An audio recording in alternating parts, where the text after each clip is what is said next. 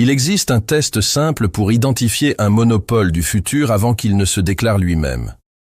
Posez cette question. Est-ce que cette entreprise contrôle une infrastructure dont ses concurrents ont besoin pour exister? Pas un produit, pas un service, une infrastructure. Les pipelines de Rockefeller, les rails de Carnegie, le système d'exploitation de Gates, les fusées de Musk. Chaque grande fortune de l'histoire industrielle américaine a été construite sur le même principe fondamental. Contrôlez l'infrastructure, et vous contrôlez tout ce qui passe par elle. Ce parallèle n'est pas une coïncidence. Ce n'est pas non plus une conspiration. C'est la logique la plus puissante du capitalisme industriel, répétée à travers les siècles avec une cohérence que les historiens économiques ont documentée et que les régulateurs ont systématiquement sous-estimée, jusqu'à ce qu'il soit trop tard pour intervenir efficacement. Aujourd'hui, nous allons mettre Rockefeller et Musk face à face.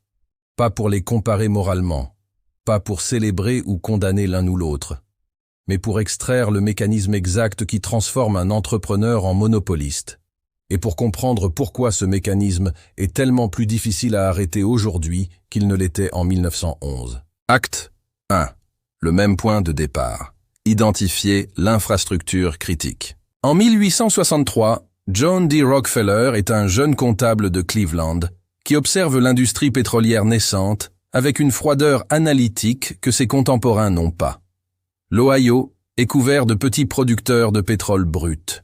Le marché est chaotique, les prix volatiles, les faillites fréquentes. Tout le monde voit le pétrole comme le produit à contrôler. Rockefeller voit autre chose. Il voit le raffinage, la transformation du pétrole brut en kérosène utilisable, comme l'infrastructure critique que tous ces producteurs doivent traverser pour atteindre le marché. Qui contrôle le raffinage contrôle le flux entier de l'industrie, de l'extraction à la consommation. En 2002, Elon Musk est un entrepreneur déjà riche. Il a vendu PayPal pour 165 millions de dollars, qui observe l'industrie spatiale avec une froideur analytique similaire. L'accès à l'espace est dominé par quelques grands contractants gouvernementaux, Lockheed Martin, Boeing, qui facturent des prix extraordinaires pour des lancements peu fréquents. Tout le monde voit les satellites ou les missions spatiales comme les produits à développer. Musk voit autre chose. Il voit les lanceurs réutilisables, la capacité à mettre des charges utiles en orbite à coût réduit, comme l'infrastructure critique que toute l'économie spatiale émergente devra traverser. Qui contrôle le lancement contrôle l'accès à l'espace lui-même. Dans les deux cas, la clé n'est pas d'avoir le meilleur produit dans un marché existant. C'est d'identifier quel maillon de la chaîne de valeur est incontournable et de le contrôler avant que les concurrents ne comprennent ce qui se passe. Acte 2. La même stratégie. Intégration verticale et élimination des dépendances. Rockefeller ne s'est pas contenté de contrôler le raffinage. Il a construit les pipelines pour ne plus dépendre des chemins de fer. Il a acheté les barils pour ne plus dépendre des tonneliers. Il a créé son propre réseau de distribution pour ne plus dépendre des grossistes. Chaque maillon de la chaîne, entre le puits de pétrole et la lampe à kérosène du consommateur final, a été progressivement intégré dans Standard Oil, éliminant chaque intermédiaire, chaque dépendance externe, chaque point de vulnérabilité. Musk a reproduit cette logique avec une précision qui suggère une connaissance explicite du précédent. SpaceX ne dépend d'aucun fournisseur de moteurs. Elle fabrique les siens, les Merlin et les Raptor. Elle ne dépend d'aucun fournisseur de structures. Elle fabrique ses propres corps de fusée en acier inoxydable. Elle contrôle ses propres installations de lancement à Cap Canaveral et à Boca Chica. Et avec Starlink, le réseau de satellites à large bande, elle a ajouté la connectivité Internet orbitale à son empire, créant une infrastructure de communication qui double son infrastructure de lancement. Tesla suit la même logique dans l'automobile. Musk a compris que la dépendance aux batteries représentait pour Tesla ce que la dépendance aux chemins de fer représentait pour Rockefeller, un point de vulnérabilité externe. Les gigafactories, usines de production de batteries à grande échelle, ont été construites précisément pour éliminer cette dépendance et contrôler le maillon le plus coûteux de la chaîne de valeur électrique. Et X.AI, la société d'intelligence artificielle de Musk, s'attaque maintenant à ce que Musk identifie comme le prochain maillon critique, la puissance de calcul nécessaire pour entraîner et déployer des modèles d'intelligence artificielle avancés.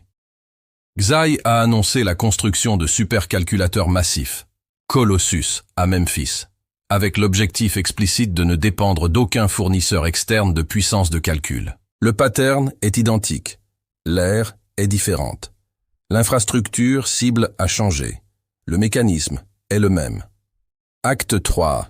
La même relation avec l'État, entre symbiose et confrontation. La relation de Rockefeller avec l'État américain est l'une des plus documentées de l'histoire économique. Standard Oil a utilisé son pouvoir politique, ses lobbyistes, ses alliés au Congrès, ses relations avec les gouverneurs d'État, pour façonner la régulation à son avantage pendant des décennies. Et quand la régulation a finalement rattrapé l'entreprise, avec le Sherman Antitrust Act et le démantèlement de 1911, Rockefeller avait déjà positionné ses actifs de façon à bénéficier du démantèlement lui-même. Sa fortune a triplé après que le gouvernement ait détruit son monopole. La relation de Musk avec l'État américain suit une dynamique similaire, mais avec une complexité supplémentaire. SpaceX dépend massivement des contrats gouvernementaux, NASA, département de la Défense, pour une fraction substantielle de ses revenus. Ces contrats ont financé le développement de technologies que SpaceX a ensuite commercialisées. L'État américain a, en finançant SpaceX, subventionné la construction d'une infrastructure privée qui est maintenant indispensable aux ambitions spatiales américaines. La dépendance est devenue mutuelle, ce qui donne à Musk un pouvoir de négociation avec l'État que Rockefeller n'avait pas dans les mêmes termes. Starlink illustre cette relation de façon particulièrement saisissante. Le réseau de satellites a reçu des subventions gouvernementales américaines pour l'extension de la couverture rurale. Il a été utilisé par l'armée ukrainienne avec un financement partiellement américain.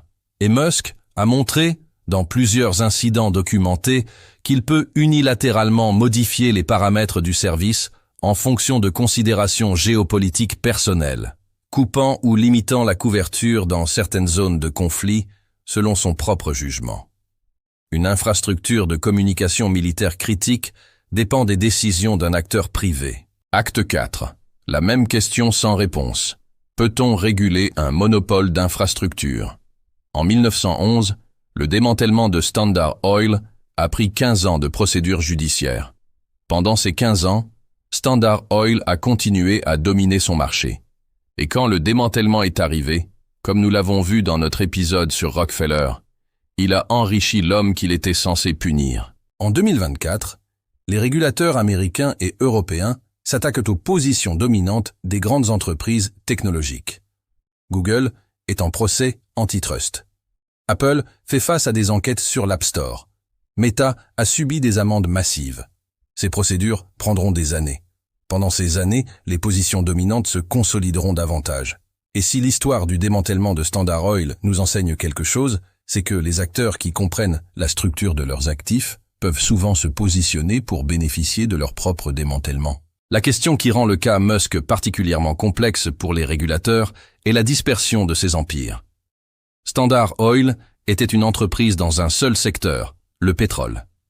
L'empire de Musk s'étend sur l'automobile électrique, le spatial, la communication satellite, l'intelligence artificielle, les réseaux sociaux, les neurotechnologies. Réguler SpaceX sans réguler Starlink. Réguler Tesla sans réguler les batteries. Réguler X sans réguler XAI. Chaque tentative de réguler une partie risque de renforcer les autres. Exactement comme le démantèlement de Standard Oil a renforcé la valeur des parts de Rockefeller dans chacune des 34 entreprises issues du démantèlement. L'histoire économique ne se répète pas exactement, mais elle rime. Et la rime entre Rockefeller et Musk est peut-être la plus précise que le capitalisme américain ait produite depuis un siècle. Même logique d'infrastructure, même intégration verticale, même relation ambiguë avec l'État. Et la même question fondamentale, sans réponse satisfaisante encore. Comment une démocratie régule-t-elle efficacement un monopole d'infrastructure sans détruire l'innovation qu'il a créée? Est-ce que vous pensez que Elon Musk représente le même type de concentration de pouvoir économique que Rockefeller et mérite donc la même réponse régulatrice? Ou est-ce que la diversification de ces empires et sa relation avec les contrats gouvernementaux rendent la comparaison inapplicable? Dites-le dans les commentaires. Ce que l'histoire nous apprend sur les monopoles du futur. Il y a une dernière dimension du parallèle Rockefeller-Musk qui mérite d'être examinée, celle de la philanthropie comme instrument de réhabilitation publique. Rockefeller, dans la seconde moitié de sa vie, est devenu l'un des plus grands philanthropes de l'histoire américaine. La Fondation Rockefeller, l'Université de Chicago, les instituts médicaux qui ont financé la recherche sur les maladies infectieuses, des contributions réelles, documentées, qui ont transformé l'image publique d'un homme que la presse populaire avait pendant des décennies, dépeint comme le symbole de la cupidité monopolistique. Musk a adopté une rhétorique similaire, même si ses formes sont radicalement différentes. La mission déclarée de Tesla est d'accélérer la transition vers l'énergie durable. La mission déclarée de SpaceX est de rendre l'humanité multiplanétaire pour assurer sa survie. Ces missions, qu'on les croit sincères ou non, remplissent une fonction similaire à la philanthropie de Rockefeller. Elles encadrent la concentration de pouvoir économique dans une narrative de bien commun qui complique l'opposition publique et politique. Ce n'est pas une critique. C'est une observation structurelle. Les grands constructeurs de monopoles comprennent instinctivement que le pouvoir économique nu génère une résistance sociale et politique. L'encadrer dans une mission plus large, illuminer les maisons américaines avec du kérosène bon marché pour Rockefeller, sauver la planète et l'espèce humaine pour Musk, ne change pas la structure économique sous-jacente.